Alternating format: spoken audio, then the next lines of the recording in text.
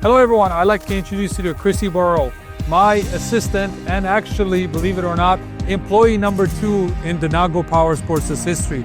Our lineup has the most amount of color in any OEM that currently being sold. So we have 5 color lineups, including the pink. So Chrissy, I wanted to ask you, what was your inspiration? What was your thought behind having a pink color? Well, David, girls ride too. That's right.